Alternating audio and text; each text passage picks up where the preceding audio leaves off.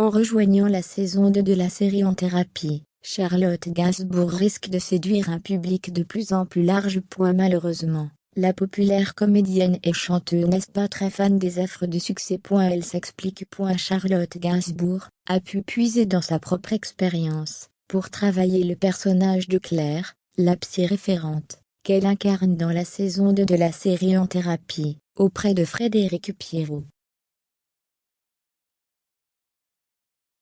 Depuis qu'elle a 18 ans, l'artiste fait usage de la psychanalyse. Un long chemin, loin d'être tranquille, qui ne ressemble pas tout à celui de la fiction signée Eric Toledano, Olivier Nakache et Laetitia Gonzalez. Mais, qui lui a été bien utile. Ce n'est un secret pour personne, Charlotte Gainsbourg a vécu de nombreux drames dans sa vie. Voilà, qui explique qu'elle ait fini par se rendre dans un cabinet. Une succession de difficultés, de la peine de cœur, la mort de mon père très jeune, résume-t-elle dans les colonnes de TV Magazine. Un parcours de vie un peu, comme tout le monde, mais je ne m'en débrouillais pas très bien. J'ai eu la chance d'avoir un psy incroyable. C'était davantage un soutien qu'un travail sur moi-même. Je n'ai d'ailleurs jamais fait d'analyse.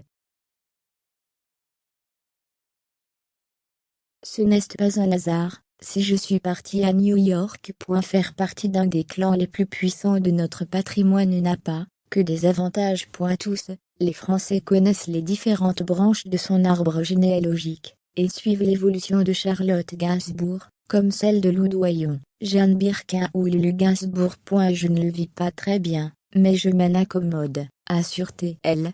Ce n'est pas un hasard si je suis parti à New York pendant 6 ans.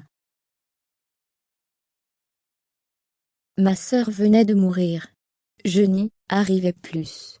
C'était pour moi la seule solution. J'ai découvert là-bas ce que c'était de vivre dans l'anonymat, d'avoir un rapport normal aux autres.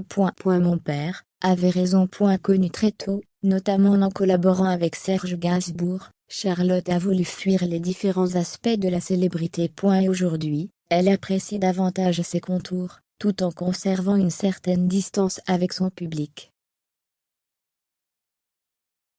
Une fois, plus jeune, je faisais la gueule, parce qu'on m'avait demandé un autographe et mon père m'a dit très sérieusement: tu verras, le jour où ça ne t'arrivera plus, tu le regretteras. Se souvient-elle. Il avait raison, c'est un grand plaisir d'être reconnu, apprécié.